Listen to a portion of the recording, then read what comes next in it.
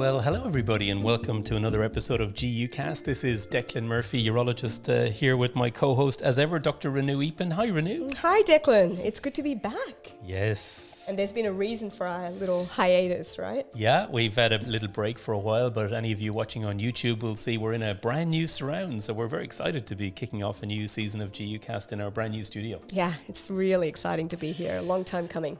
Yes, if you're watching on YouTube, we'll show off our little home studio. This is the kind of wide view with ourselves here at our desk, and we've got room for more guests, and we've got a nice backdrop and lots of different cameras. There's Renu from yet another angle. There's me from yet another angle. And we'll be going to our guest as well in a few minutes. But yeah, it's been exciting. So now we got a home. We don't have to be packing up and setting up the stuff all the time, which is really killing us actually. And we can do a lot more content from GUcast, which is great, which is what our partners want and what our audiences want. And we have a few other very interesting podcasting stories to tell over the next few months that we won't talk about today, but we will be in with some collaborations we're doing, which is very exciting. Yeah. Big things of GUcast. But yes.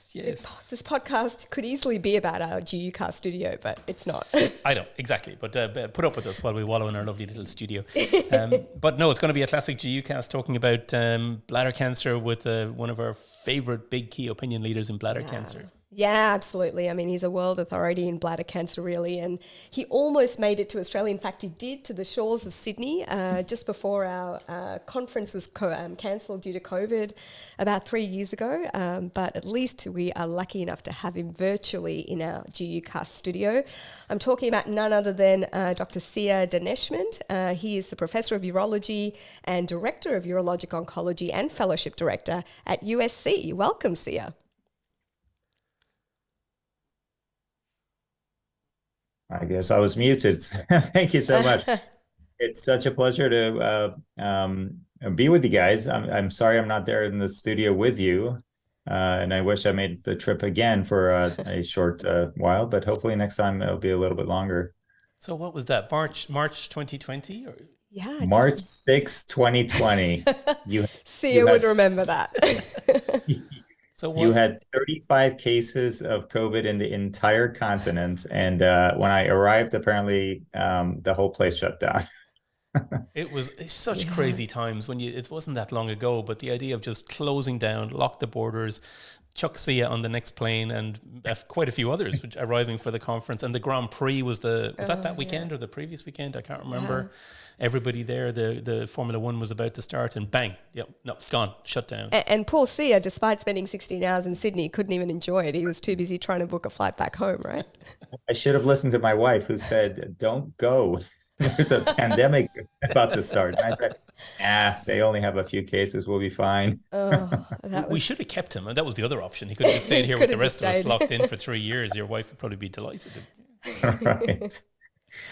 Well, I mean, Sia, wonderful to see you. And we've been seeing you do some amazing things recently. And most recently at the AUA this year in Chicago when you presented the results of the Sunrise 1 study. Declan, the most fascinating pretzel in the bladder story. We had to do this podcast. Yeah, it got a lot of attention. It was probably one of the biggest oncology stories coming out of AUA, the TAR 200 Sunrise study. So for those of you who have no idea and why are we talking about pretzels, I think you'll really enjoy this chat over the next few minutes. And then we're going to talk about another key paper that Sia has been involved with, just presented at ASCO as well by Seth Lerner.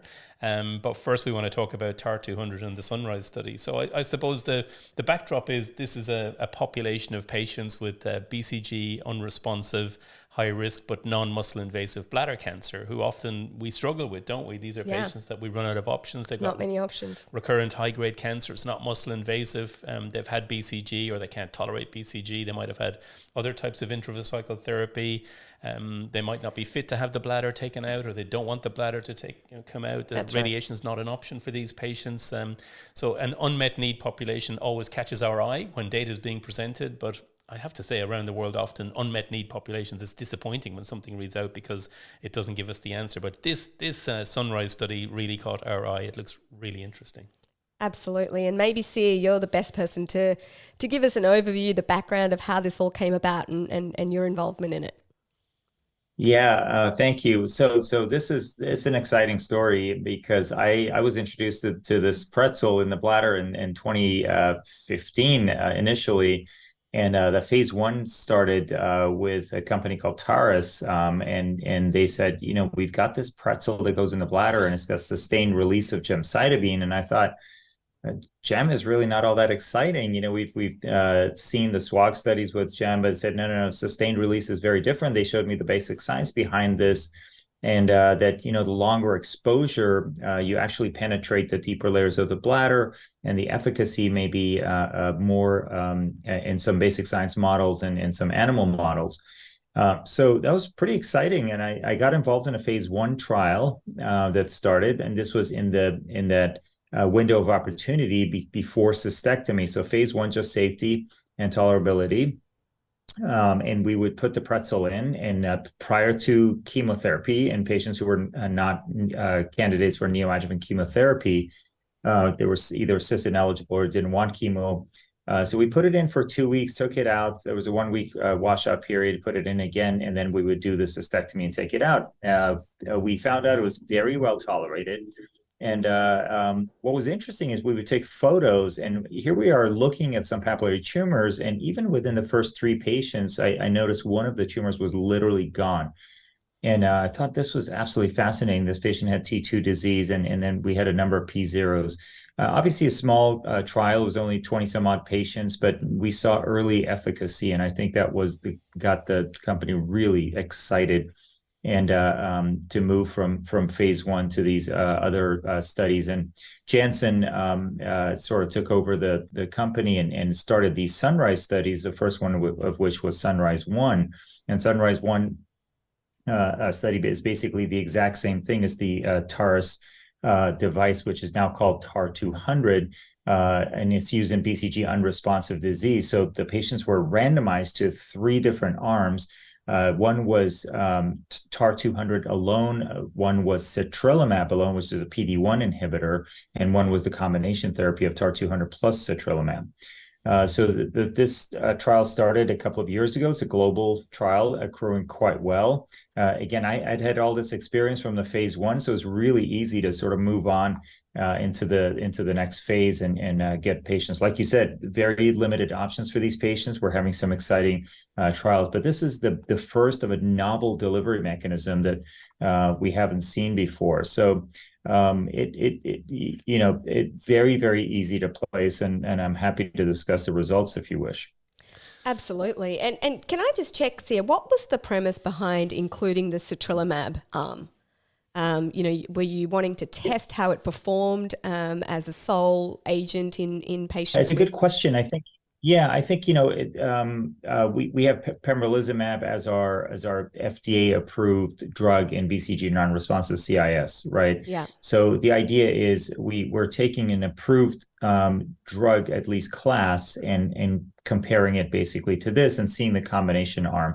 Because this is Janssen, they're using their own sort of PD-1 inhibitor. So that was the rationale, is to see whether it performs sort of better than a PD-1. The combination therapy, we really didn't know. You can't really extrapolate too much from a phase one trial to see what's going on. But we got some really interesting results.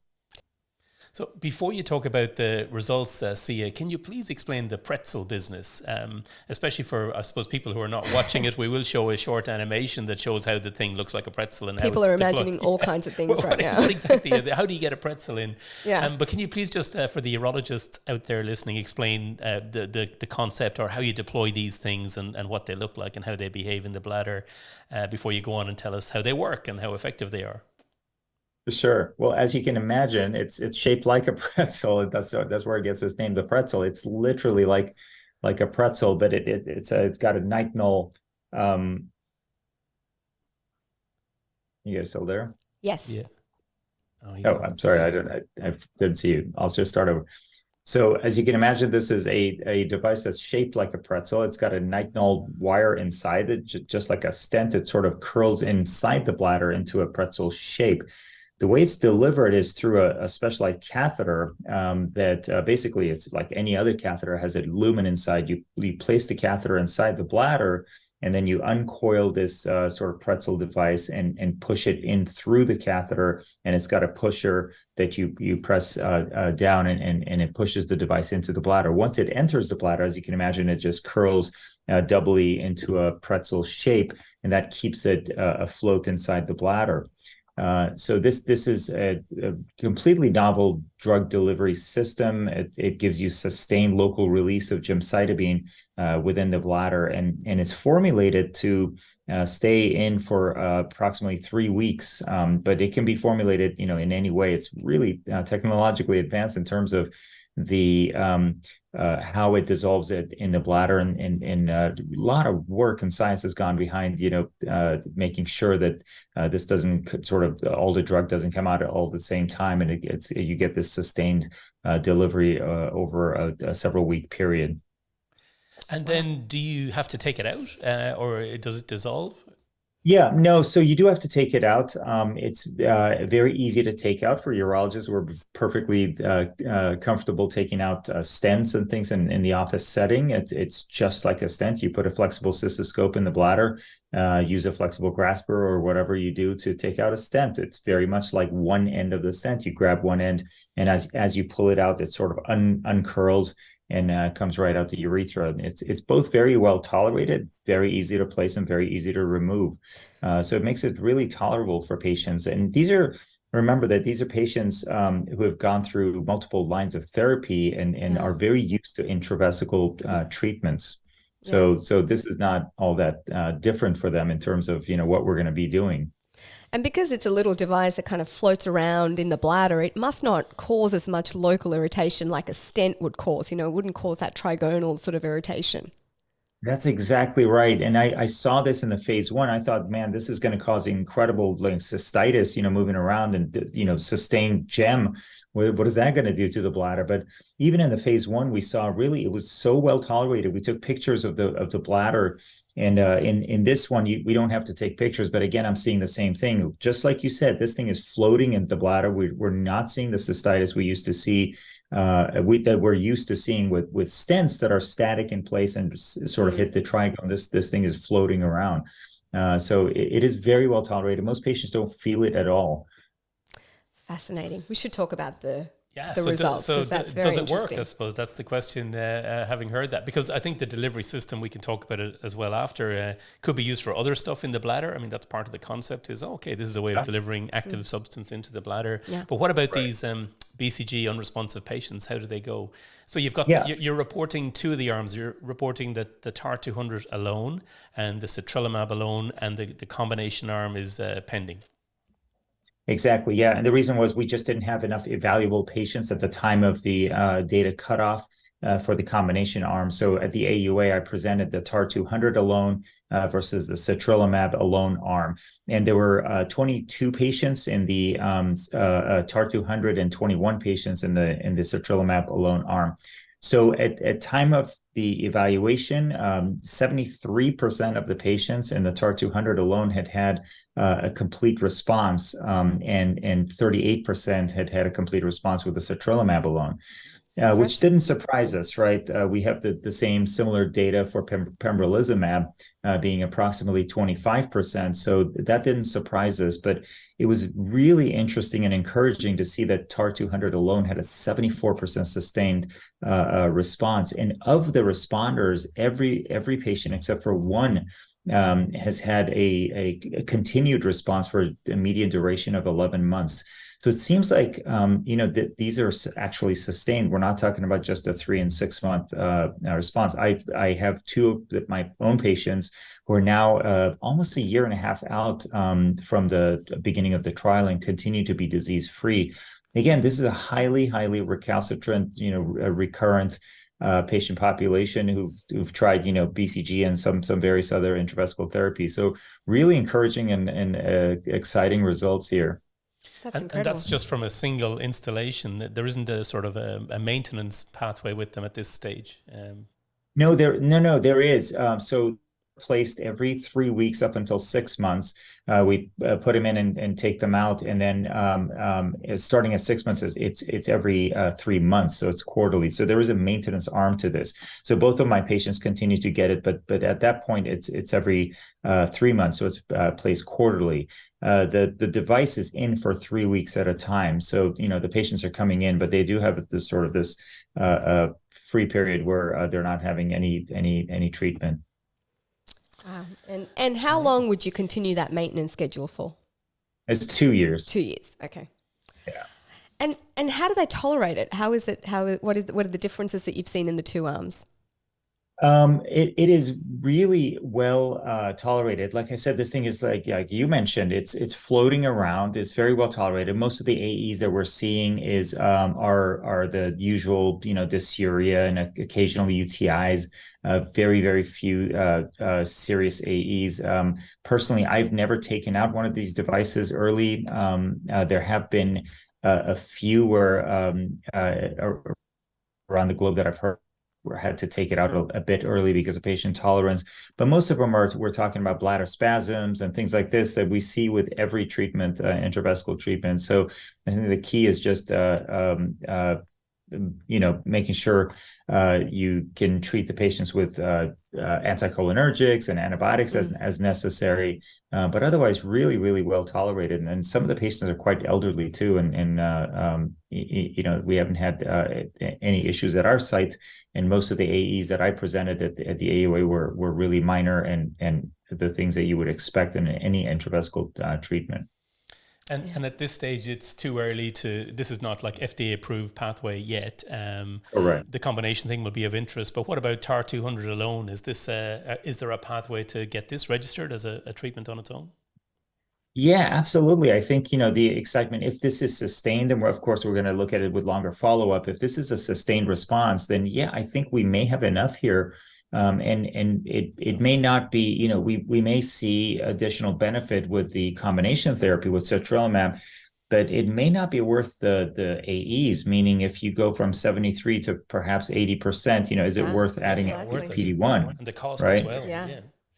Yeah, exactly. The cost as well as, the serious AEs that can happen with any of the checkpoint inhibitors. So, I think if these results hold up, then absolutely we can see at a time where if this is approved therapy, then we can start using this almost immediately. Very easy to place. I love it. It's amazing. And Sia, were these patients just patients with CIS, or was it both CIS and papillary tumors? It was CIS plus minus papillary tumors. You had to remove the papillary tumors, but they had to have CIS as the FDA had mandated for these types of trials. Okay. Yeah, because we know what those patients are like. They tend to just do badly, don't they? They're recurring. They're getting symptomatic. Right. So, great to hear. And when are we going to see the combination arm? Not sure. It's coming up, hopefully at the next big meeting. We have another data lock coming up, so hopefully we'll have both more data for the TAR-200 alone and as well as the combination therapy.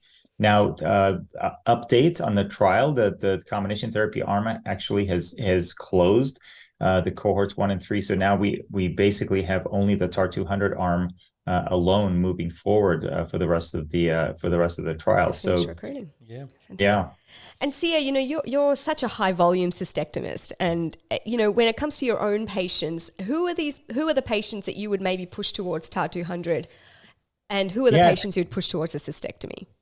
Yeah, it's a great question. And in the past when we had these patients and we really didn't have much available to them, we didn't even have gemdosi really as a therapy. We would treat them with mitomycin or gemcitabine, and we really didn't have much else. And if they had said recurrent CIS, we would offer them cystectomy, knowing full well that's a very, very tough surgery for some of the patients who are elderly and have multiple comorbidities. So currently, those are the patients I'm concentrating on. Those are the patients who have recurrent disease, but are elderly, multiple comorbidities, and someone in whom I think cystectomy is a bit much. But that's really exciting. That is amazing. What a cool gadget. Yeah, and how expensive is it? Is this You'll expensive? love it. I have no idea. I don't think it's priced yet. Yeah. Fantastic. fantastic. Amazing. Well, congratulations, Sia. That's incredible, and we really do look forward to what's next for TAR 200. Well, thank you. Yeah. So the other big bladder cancer paper we've had in the last month was presented at ASCO by your colleague Seth Lerner from Houston, who's the study chair of the SWOG 1011 trial, I think. Is that what you call it? 1011? Yeah. S1011, yeah. 1011. We called it S1011. So I must say, I didn't know much about this study beforehand, but holy moly, when these results read out in a big session at ASCO, it got huge headlines. So this is a big randomized trial, multi-center trial running across the US of patients having cystectomy for what looks like a node-negative cancer. And then these patients were all undergoing a pelvic lymph node dissection because that's considered a standard of care. And they were randomized to get a standard lymph node dissection versus an extended lymph node dissection, testing the hypothesis, I suppose, is there an improved survival from doing more extensive lymph node dissection and so on. So do you want to talk a little bit about the study design and tell us about the results that grabbed everyone's attention, Sia? Absolutely. This study was very near and dear to my heart, and it's blood, sweat, and tears poured into this trial, which is I thought was a very, very important trial by Seth Lerner. We did not have level 1 evidence. I trained with Don Skinner, the god of lymph node dissection, for all GU cancers, and bladder was certainly a big part of that.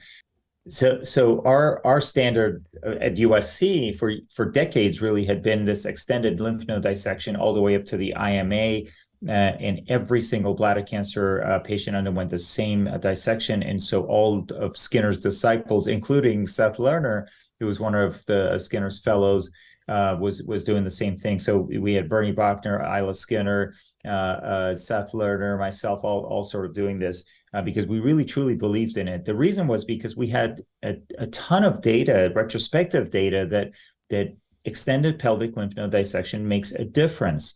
But we didn't have comparative. Every time we had to compare it to other institutions, say, well, our patients are doing better because of this. Now, we do know that lymphadenectomy is a really integral and important part of this operation. We know that patients who undergo no lymph node dissection do far, far worse than the ones who undergo some kind of thorough, meticulous lymph node dissection. And throughout the years, there had been some comparisons, like, for instance, the Bern group in Switzerland with Urs Studer had done a comparison because they had done their version of extended, which was right up to the common iliac vessels, and compared it to the USC data showing very, very similar survival. But we said, well, selection bias and so on and so forth, despite the matching. We really needed this trial. This was level 1 evidence for a comparison of very, very well thought out, very well conducted prospective randomized trial, multi-institutional, to show what the benefit of an extended lymph node dissection might be. Again, we have lots of retrospective data showing that patients, even with positive lymph nodes in the common iliac region and perhaps even beyond, sometimes are actually cured. But that doesn't mean that that's what's necessary for all these patients. Skinner was one of the very first to show pelvic control, he called it, with an extended lymph node dissection, that our local recurrence rates were very low. Again, a lot of circumstantial evidence regarding pelvic node dissection, but we really didn't know until this randomized trial was performed. And again, it was very, very well performed. And if I may, I'll just go into the details of what the trial entailed. Yeah. So these are patients, very interesting design, because the patients were enrolled in the trial. They were randomized intraoperatively, which is it's sort of was a novel design.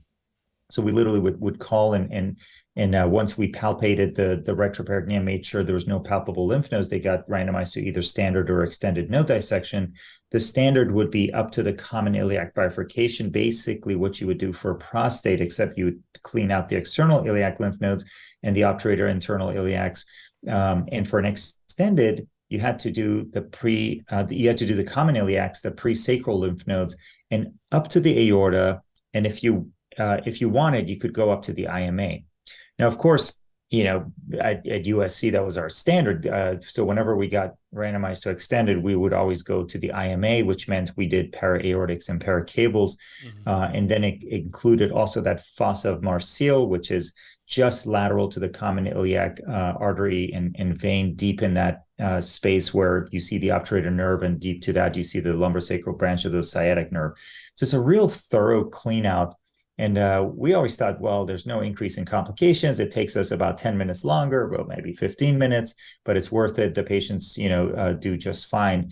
But again, these are the things we discover in randomized trials that give us the results that show us, whether this makes a difference or not. So a lot of, like I said, blood, sweat, and tears went into this trial. We had to take photos intraoperatively. I had to really hold myself back not to do an extended node dissection than the ones randomized to standard. I had to take my calming, soothing medicine and say it's okay. It's part of the trial. Stop. Exactly.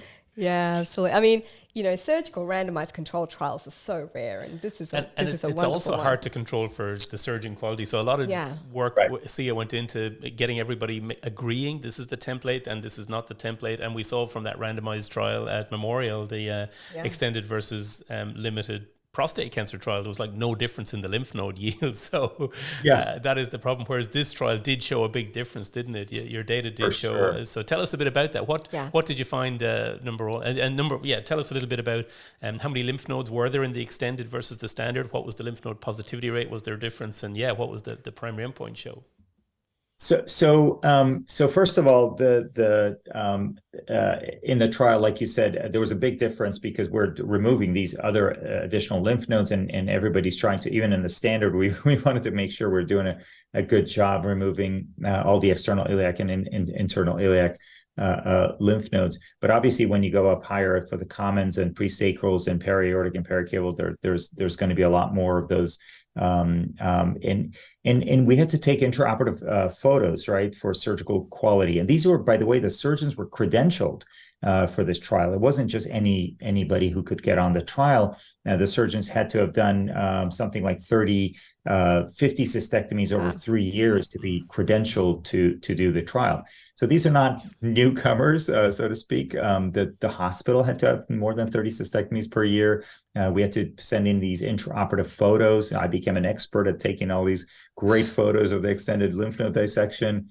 And I remember at a meeting, I said, well, why do we have to take a picture of the standard? Don't you just want to see the extended lymph node? And Ed Messing said, well, Sia, it's because we want people like you not going to extended when you're randomized to stage. It's your proof. Stop. Yeah, exactly. So here's my proof. I used to put a clip right there, the common iliac bifurcation. And so you asked about the number of lymph nodes. So they were very different. There was 26 lymph nodes in the standard lymph node dissection, 41 lymph nodes in the extended node dissection. Yeah. So numbers that we were very familiar with, at USC, our numbers are anywhere between 40 and 60 lymph nodes removed for extended lymph node dissection. So very, very different results. Now, the number of patients who ended up having positive nodes was 24%, again, something that we knew, and it was 26% in an extended arm. So the percentage of patients with positive lymph nodes was the same, which is what you want to see, and you want to see what where the location was of these. So there's a lot of detail that'll come out further. Once the paper gets published. Seth presented a lot of good detail in the study as well during his presentation. It's a really tremendous study with tons of data, and I'm looking forward to sort of dissecting this down further to see where the differences were among the two between the two groups. See, I guess, one of the things I think that we would be interested in is the complication rate, right? Because, by limiting yourself to a standard template, you want to try and reduce the morbidity from this. So tell us about the differences in the two arms in terms of complication rate and morbidities. Oh boy, yeah. I think this is one of the most compelling parts about the final conclusion, and we'll get to that in a second. But the complication rates were higher in the extended node dissection. These were graded grade 3, 4, 5 for adverse events, and it seemed like the thromboembolic events were higher in the extended node dissection. The ileus rate was higher. The death rate was even higher in the extended lymph node dissection. So we're beginning to see a pattern here. And I think, from my personal communication with Seth, he went back over and over and over again, dissected every chart to make sure this is very, very accurate data. So there were close to 300 patients in each arm. I think this is really good data. It's multi-institutional, again, from high volume centers. And it does make sense when you think about it. When you go and extended, maybe you have a little bit more bleeding, maybe you have a little bit more ileus because of the extended time, and so DVTs because you're manipulating the vessels a little bit. So it does begin to make sense.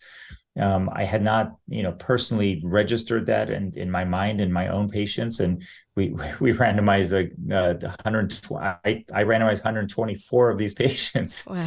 I believe it. The data is real. Yeah. That's kind of one of the most compelling, I think, is the actual AEs. Yeah. Yeah, and the death rate alone is very striking. I mean, that was astonishing. At 90 days. Yeah. And you think, oh no, we select our patients well for cystectomy. But at 90 days, what was the difference in survival? The death rate was 19 patients versus 7 patients in the standard template arm. I mean, that's incredible. Yeah, so that's what 6% death rates at a few months. So it's very real, isn't it? I think that's the thing of doing randomized trials. Right. You realize that. Yeah, that was surprising. The death rate was surprising. I thought we're going to see maybe more lymphocytal seromas, maybe DVT extra, but yeah, I did not expect the death rate to be different. And I don't think it's a fluke. Maybe these are patients who are more susceptible to infections, and who knows, you develop a seroma, and from there you develop a DVT, and you develop a PE, and absolutely, so on and so forth. Yeah, look, it is.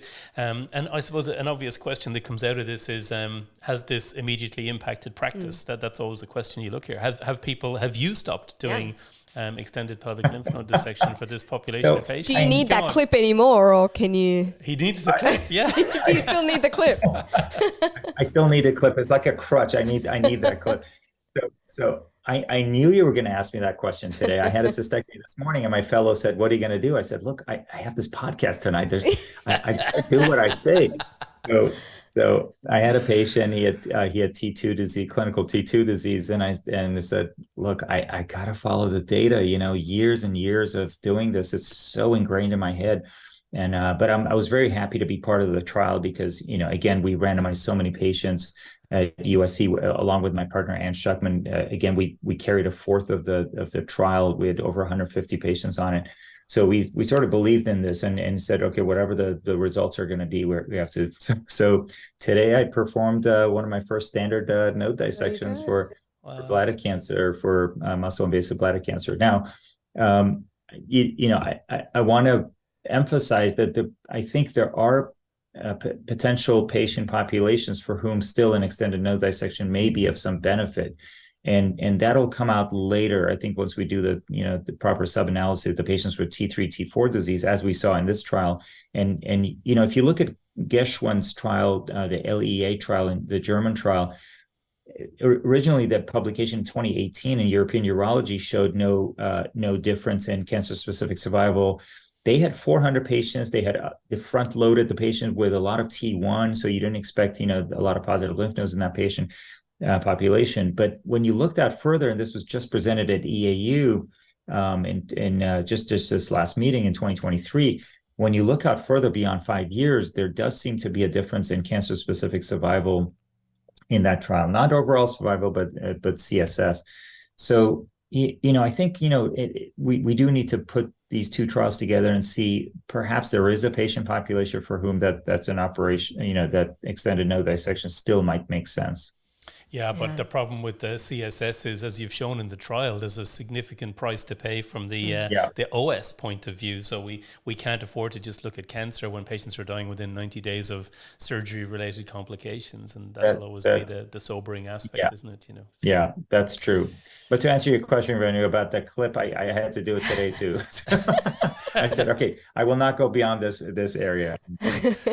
Well, I think he's also director of my poor fellow coming in. She's coming into a new era. She said, "What? This is it? We're not going to do extended node dissections anymore." I think the first 2 months of fellowship training with UC is just going to be about stopping you from going into extended node. And he's the director of the fellowship training program, so there's a bit of a conflict there. Absolutely. The residents want to see Dr. Daneshmand do the extended node dissections, but well, I mean, congratulations to you and Seth for having the courage to design and conduct a trial like this, with truly practice-changing results. And this is what surgical randomized control trials should be about. Yeah, I agree. Thank you. And I think we should have Seth soon on the podcast to talk about this, because he did give a fantastic talk, and we're really looking forward to that paper being published. Yeah, and we were chatting to him at ASCO GU, weren't we? And it was he definitely wants to come on and have a chat at some stage. But fantastic. And everyone loves bladder cancer. We don't do enough bladder cancer on these types of podcasts. It doesn't get as much attention as prostate cancer. So it's always great to talk about bladder cancer. But this has been a great few months, having two really well-designed, really interesting trials. Certainly the latter one, practice-changing for many of us immediately, and it's a great pleasure to have had Sia on today to talk about it. Did you enjoy that? Loved it. Thank you, Sia. You make all of this look very glamorous. Thank you so much, guys. It was such a pleasure being with you guys and chatting with you anytime. I love the time with you guys. Thank you. Fantastic. Great. Well, that's all we got time for today. That's been fun. Did you enjoy it was a great comeback podcast. Yeah, it was fantastic. So we're back. We're set up in our little studio now. We'll be back a lot more regularly than usual. And we have some exciting news coming, as we hinted at, with some collaborations that we'll be doing that hopefully will further grow the world of podcasts. If nothing else, it should be fun, shouldn't it? See you next time.